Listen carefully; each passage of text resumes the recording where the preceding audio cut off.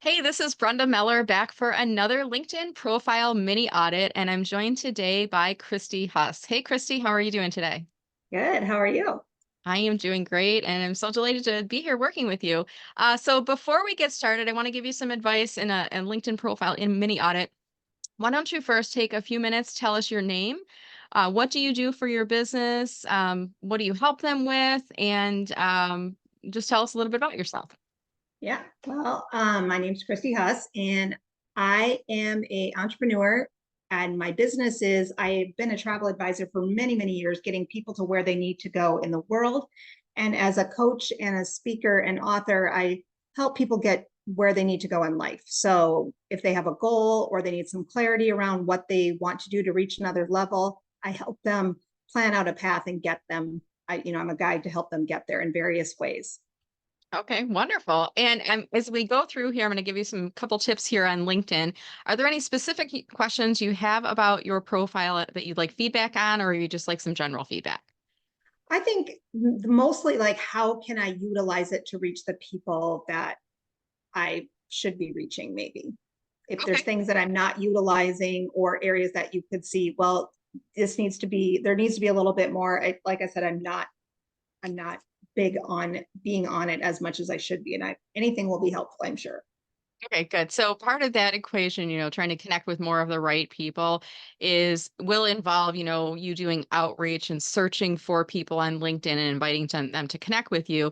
But keeping in mind, a lot of those people, if you haven't met them before, if they don't know who you are, sometimes what they will do is they'll come back to your profile and they'll give it a once over and they're trying to, figure out, is Christy the type of person that will be valuable for me to connect with? Or not. And there's cues and clues we can get from individuals' profile. So what I'm going to do is I'm going to give you some feedback on here's some things that were jumping out at me as opportunities for improvement on here. Starting with, I see that you're a TEDx speaker. You've got a really cool photo on the TEDx stage as well as your profile photo on there as well. Do you have a professional headshot photo by chance? I do. I just recently updated this because I just completed the TEDx talk. So yes, I used to have more of a more professional banner, but I wanted it to be more until I get that updated. But yes, I do have several professional headshot photos. Okay. So actually, I love the banner showing you on the TEDx stage with the TEDx words on there. One thing to think about, and sometimes it's hard because you have the photography is the size and the scale that it is. So it's really hard to find the right photo. As you can see on the left-hand side of your screen, Christy, your TEDx, or rather your headshot photo is covering the TEDx. And our mind knows what that means. So I like filled in the blanks and I know that it is. I would love to see a photo where TEDx is not hidden by your headshot photo if you have one. If not, we can make do with that. We understand that. But I would also say instead of using you on TEDx stage as your banner as well as in your headshot photo section, I would use the headshot photo section for your headshot photo. And when you upload that photo, I want to encourage you to make sure that your face is most of the space. So from the top of your forehead to the bottom of your chin, your face should cover about 50 to 60% of the circle.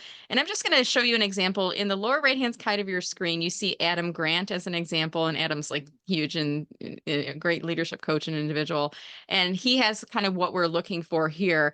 And in comparison, when you look at your headshot photo space versus Adam's, Adam's is pretty small. And this is to keep in mind that even if you have your face zoomed in 50 to 60%, there's still a good likelihood we can make out your facial features versus you on the TEDx stage. We can't see your face. And when we can see your face, we're creating an instant human connection with people. It makes you more approachable, makes you look important, and makes you look impressive. So having that in there, I think would be key. Especially, I heard you say you're looking for coaching clients and for speaking clients. And when we book individuals to help us with coaching and with speaking, we want to know who the individual is. Does that make sense? Yes, sounds great. Okay.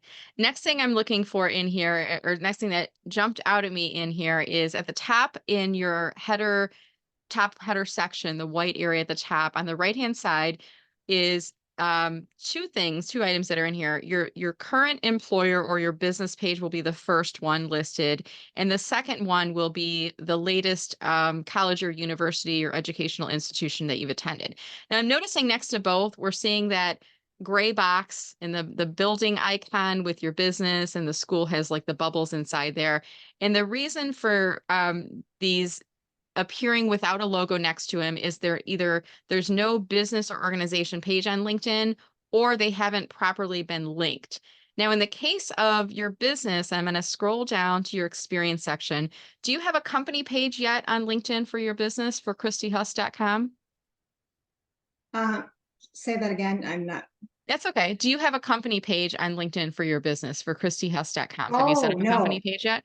Okay, so no. I would highly recommend getting a company page set up on there, um, because of the fact that that can help you to create some credibility. Having the gray logo next to your photo or next to your business name on there creates a question. Is it a real business? Is she just getting started? Is she working out of her business? Whereas if we see a logo next to it, and the logo is linked to a company page, then we can click and Mhm. learn more about your organization on there.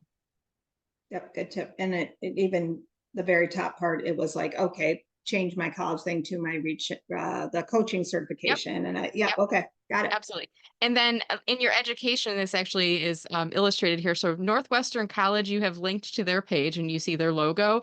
Spencer Yep. College isn't linked, and it's either because they don't have a page or just because it hasn't been updated. But if I were you, I would either get that updated to point to their page, or if they don't have a page, I would probably show Northwest College in here in the top header card instead. Okay. Yeah, they are no longer in existence. So so Okay. that's why. Ah, But yeah, gotcha. Okay. yeah, And sometimes there's issues that are beyond our control. Organizations no longer exist. Colleges or universities go out of business, and are merging, consolidating. We got a changing world out there.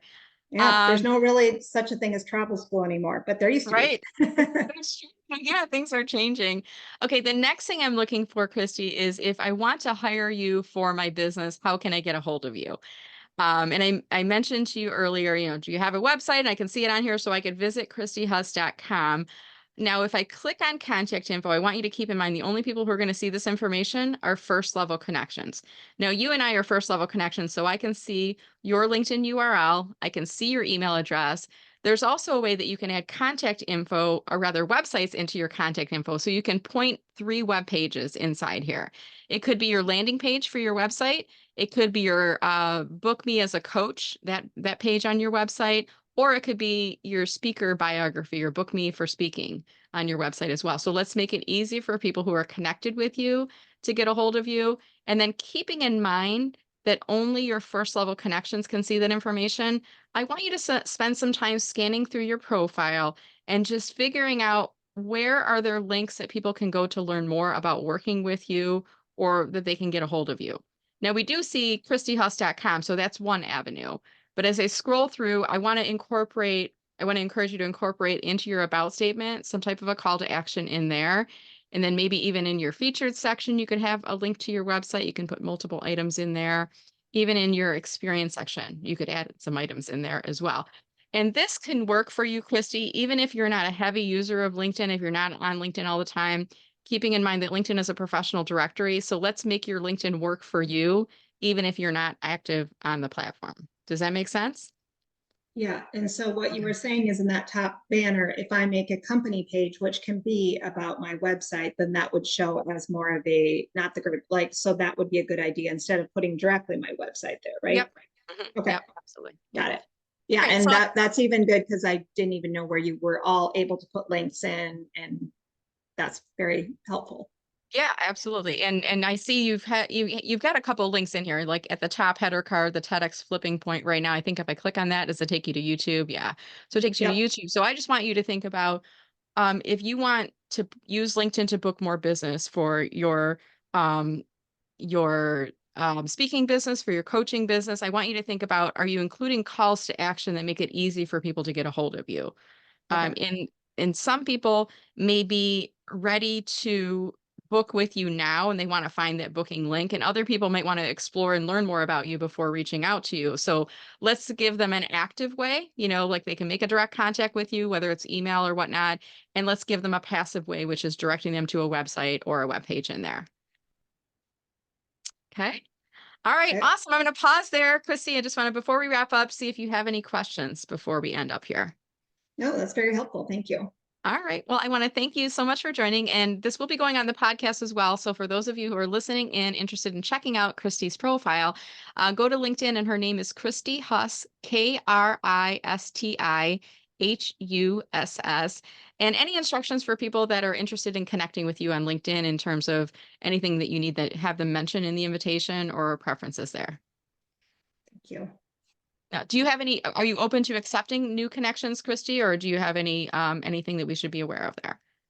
I would love to accept new connections for people that think that we would be good to connect with. So I'd love to collaborate and connect with people.